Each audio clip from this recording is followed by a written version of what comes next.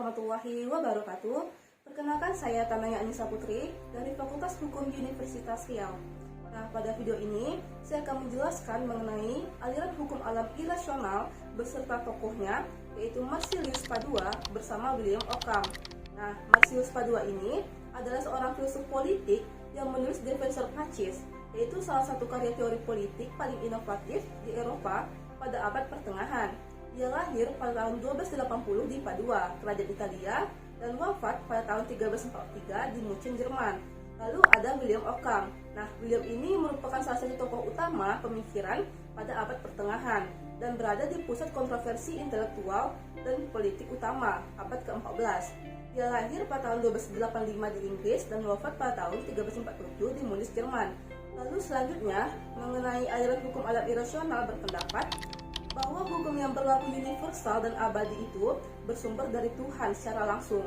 Nah, pemikiran Marsilius Padua ini sering diuraikan bersama-sama dengan pemikiran dari William Ockham, mengingat keduanya banyak persamaannya.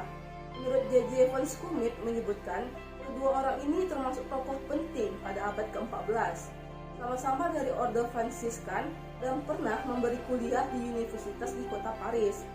Karena pertentangannya terhadap pemikiran gereja, kedua orang ini juga sama-sama dikeluarkan dari gereja oleh Paus. Nah, Padua berpendapat bahwa negara berada di atas kekuasaan Paus. Kedaulatan tertinggi ada di tangan rakyat. Nah, pendapatnya tentang kenegaraan banyak dipengaruhi oleh Aristoteles. Padua ini juga berpendapat bahwa tujuan negara adalah untuk memajukan kemakmuran dan memberikan kesempatan seluas-luasnya kepada warga negara agar dapat mengembangkan dirinya secara bebas. Nah, dengan demikian, hukum itu harus mengabdi kepada rakyat, bahkan rakyat pula yang berwenang dalam memilih pemerintahannya. Rakyat itu boleh menghukum penguasa atau raja yang melanggar undang-undang, nah termasuk menghentikannya.